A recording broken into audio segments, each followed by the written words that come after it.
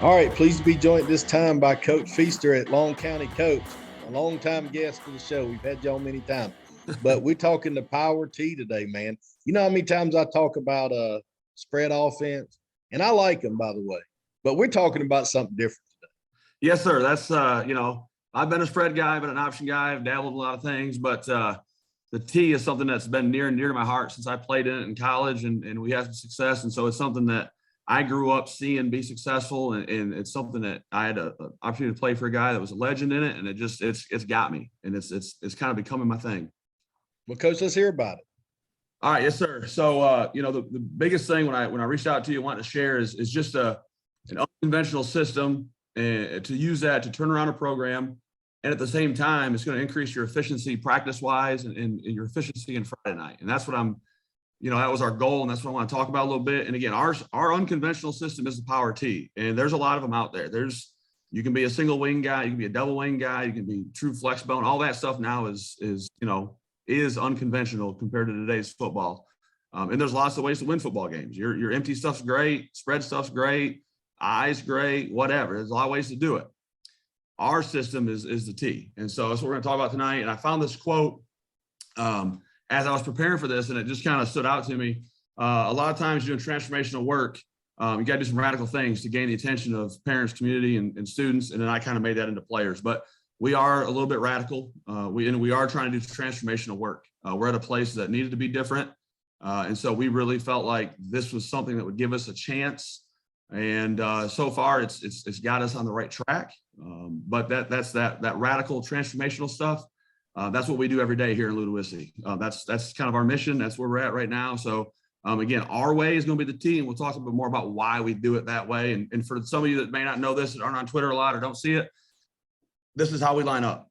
This is probably 95% of our snaps will look just like that. So that's what we're talking about. And people think of it as a formation. You see sometimes in the USFL playoffs this spring, the Stallions got in the T a little bit and ran some off tackle stuff. Think of it as a formation, but really it's a system. It's a system offense that, we do every day and that people don't see very much. So we have an advantage in that regard. And we'll talk some more about other advantages, but it's not just a formation. It is truly, it's a system. It's an offensive system that allows us to be different. So why did we choose to do the T? Again, this is something that's been around for going on 100 years now. Again, you can go back to Stanford or Fritz Chrysler back in the day at Harvard, Michigan, all that stuff, Princeton, wherever all those places back in the day, it still works. It's still a system that you can line up with 11 guys in that formation, and you can move the ball, and you can have big plays, and you can win football games. The other thing is I've seen it be successful, and it continues to be successful in a number of different settings. Okay, you've got big schools doing it all over the country. You've got little schools doing it, and they all win a bunch of games. They don't all win games, but the ones that have some good players and they do it well, they win games. Urban or rural, doesn't matter. North, south, east, west. There's teams in Alaska that win state championships doing it. There's teams in Michigan that win state championships doing it. In Minnesota, Tarboro, North Carolina has done it for years. They won state championships, a bunch of them in North Carolina. So it doesn't matter. It travels. Okay, it's good anywhere you take it. And then there's a really, really good tight-knit network of people to collaborate with. And that's one thing I think you've done such a tremendous job with your podcast is opening up this network of collaboration with other people. If I have a question about, linebacker play in this, I've listened to your podcast. I know, hey, this guy's really good at coaching linebackers. I'm going to reach out to that guy. Okay. In the T, we have that network.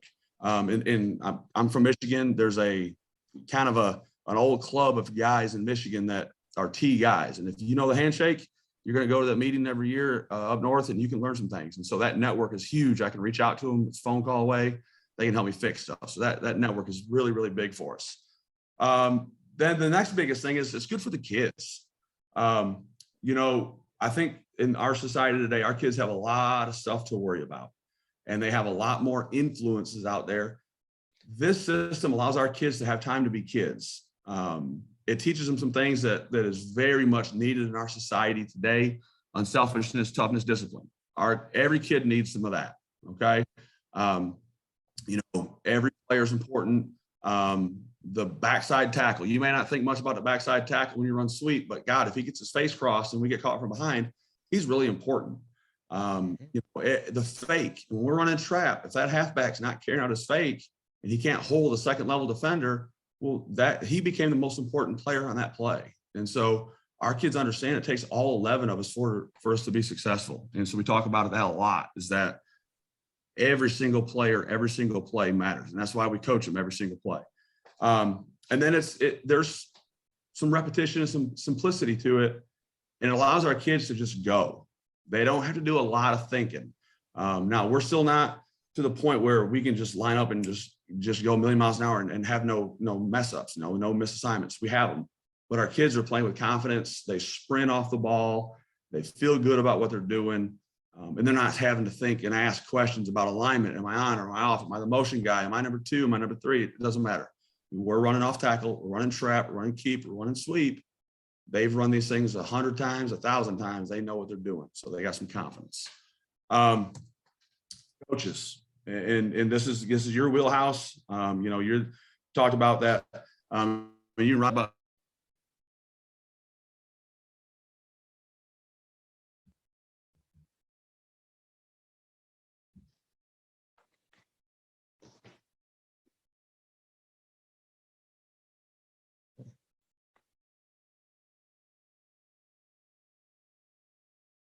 You talk about a lot. There's not very much football time when you're the head coach. So as much as I can do for our assistants and give them also an opportunity to, take a little bit off their plate, it's good. So we can focus on our off season with our kids just getting better physically and mentally, and spiritually, emotionally, all those things. Okay. We're not having to worry about catching 100 balls and your break at the top of the route. We got things we work on, but if we develop better athletes, we know we're going to get the reps through spring and summer for them to be successful. Our coaches, they coach one side of the ball. They become experts at their position, and we can fix a lot of things. The other thing is our coaches now, it's one less thing for us to worry about.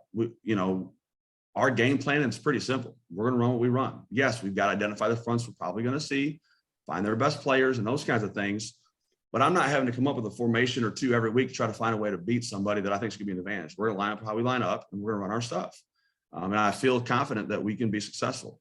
And so now we got more time to worry about special teams plans, defensive plans, because coaching defense is freaking hard, man. These teams nowadays, they're so multiple and they're so good on offense.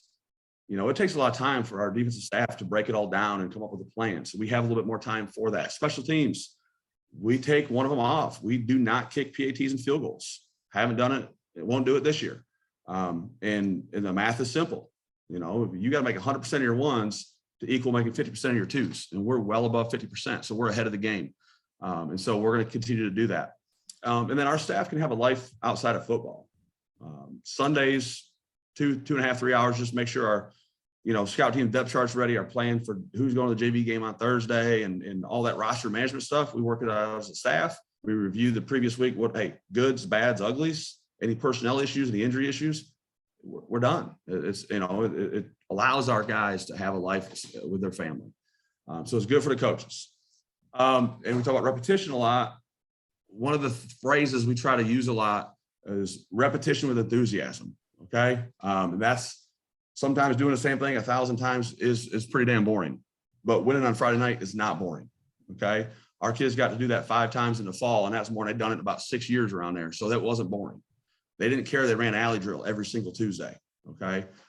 So we get our kids to perform at a high level by getting a ton of repetitions. And when we get down to one of those critical downs, 3rd and 2, 4th and 1, whatever it might be, we're going to run a play we've ran a damn 1,000 times, and we're going to be good at it. And that team better be able to stop it. And if they can stop us on 3rd and 2, and then stop us on 4th and 1, they probably deserve to win the game. Okay. But I feel pretty good about our chances against anybody running 2 plays for 2 yards to win a game, because we've done it. So it's that repetition thing's huge. More about the repetition stuff. We do what we do every day.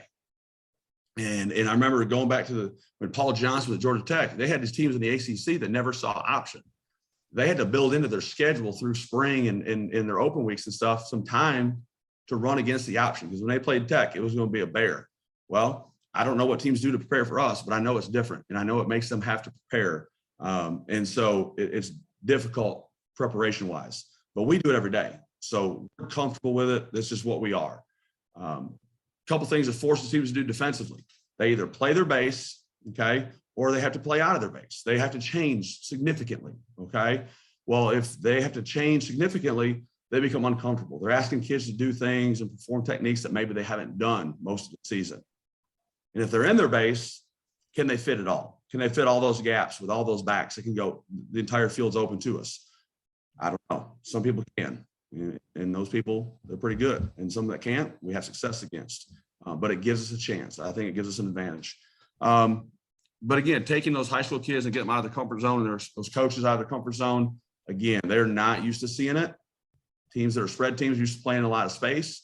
That space is all gone now. We're 1 foot splits maximum, maybe 2 at the tight end positions, and there's 3 backs back there, and we're just going to come off the ball. There's not a lot of space to work. And so it puts them in some uncomfortable situations.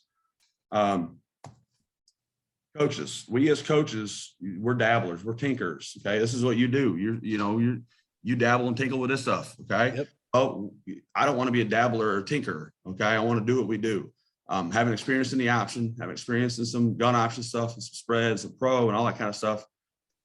You just wonder how much is too much. And I've been places and had experiences where it was too much.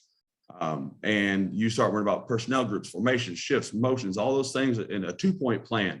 Well, hell, we go for 2 every play anyway, or every week anyway. It don't matter. We're going to run our offense. We're going to run power. We're going to run maybe counter. We might run boot, run keep pass. Anything we do, all the whole game is open to us.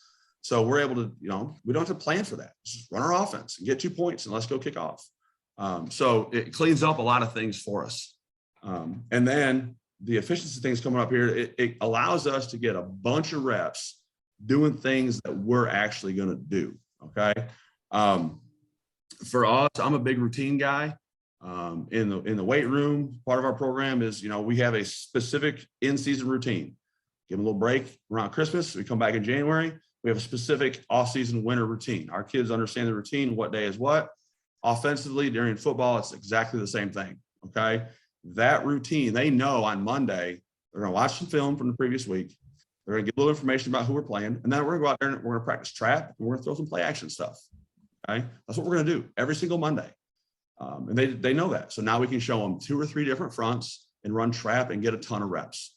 Tuesday, we're going to come back on Tuesday. We're going to go alley, all off tackle stuff. Okay. And then our competitive period that day is a goal line period. Because we're on a goal line, no surprise, we'd like to run off tackle. We're going to run power, some version of. Okay. So that's all tied into our practice routine. Alley day is goal line day. Wednesday is a perimeter sweep day. Well, that's when we're going to go do our 2-minute, 4-minute scenario. We do a little period we call first down, third down. And I know we talked about some analytics and stuff and hearing your 10 tips to win football games, winning third down is huge, but damn, it's a lot easier to win third down when you get 6 on first. Okay. Yep. I'm a big first down guy. So we're going to work a drill we call first down, third down. Put the ball down, you want to play. Whatever yardage you get, it's now third and that. So I put the emphasis on first down. We've got to gain yards. We cannot have a 0 or a negative somehow on first down. So that's big for us, but it all ties into that, the theme of the day. So that repetition is there every single week. Within the game on Friday nights, I feel like what we've done is eliminate a ton of variables. Okay. It's raining, the wind's blowing 40 miles an hour. There's a dang hurricane blowing through. There's the fields, they let the grass grow 4 inches, whatever, doesn't matter. Quarterback got hurt last week, doesn't matter.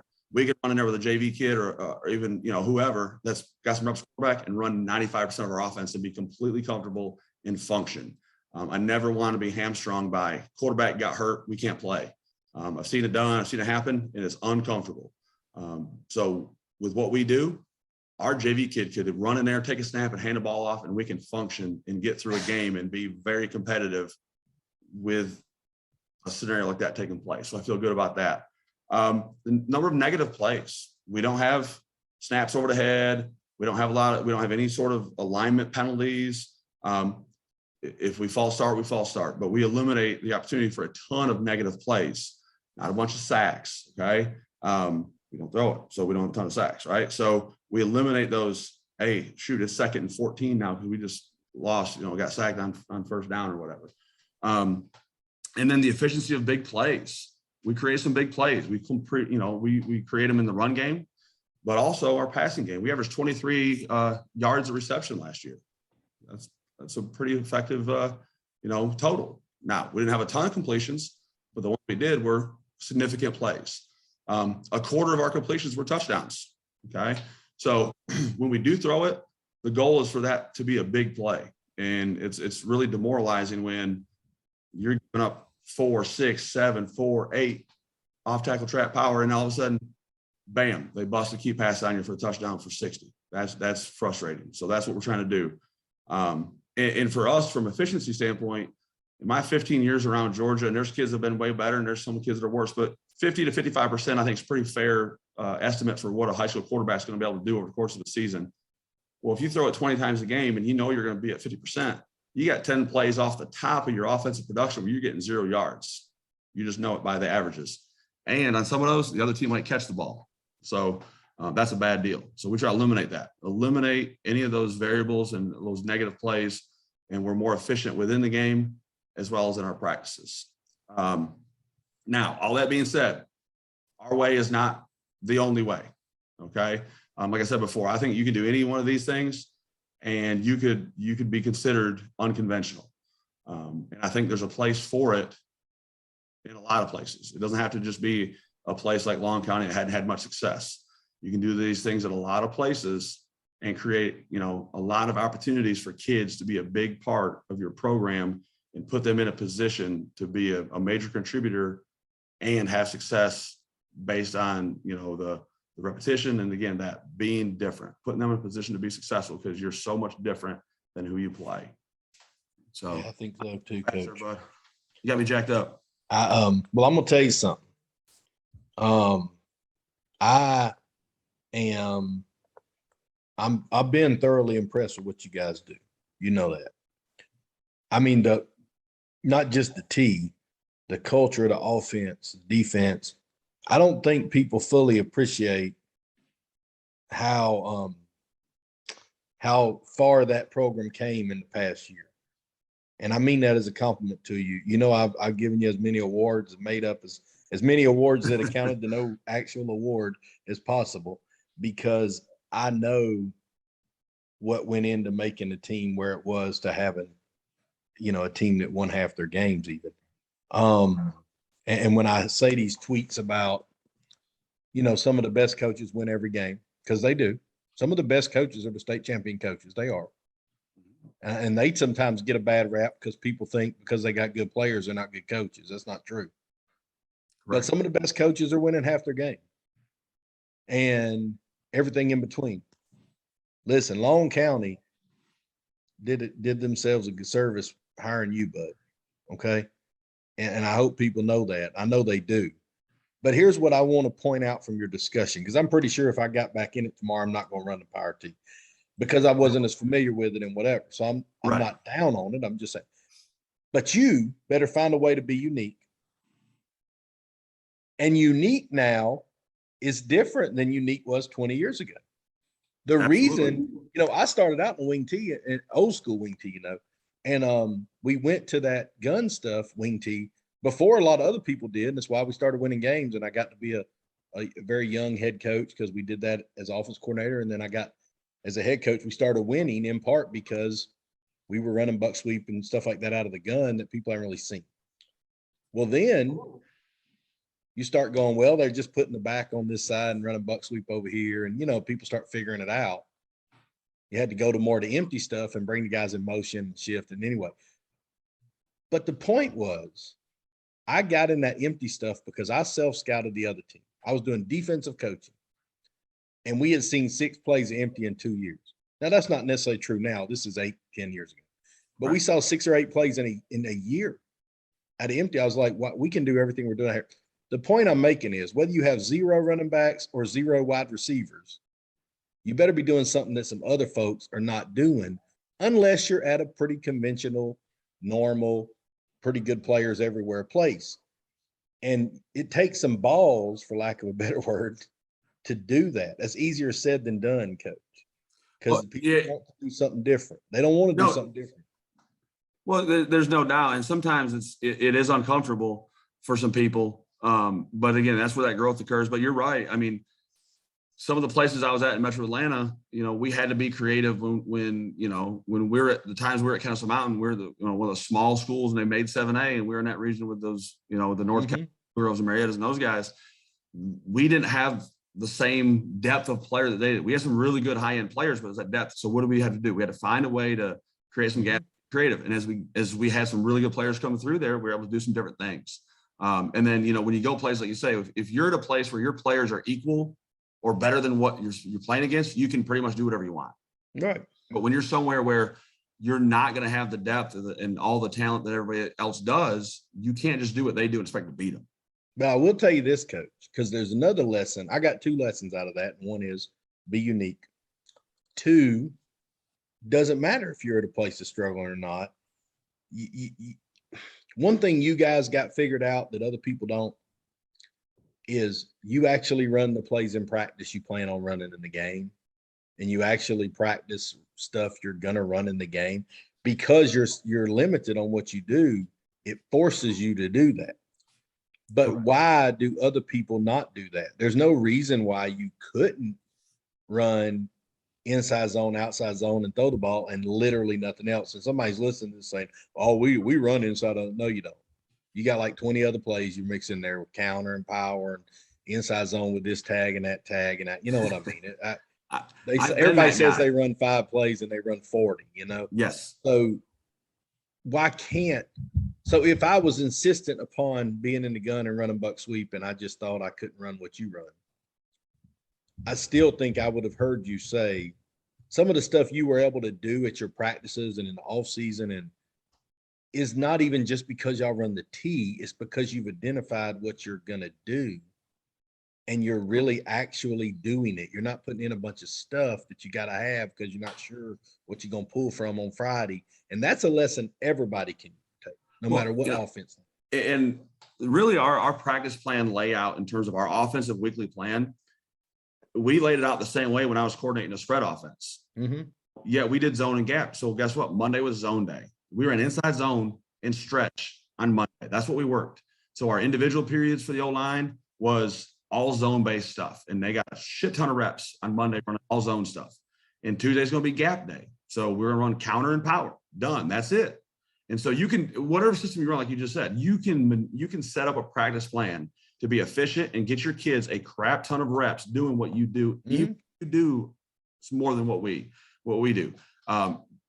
For us, we've just taken that model and applied it to the T.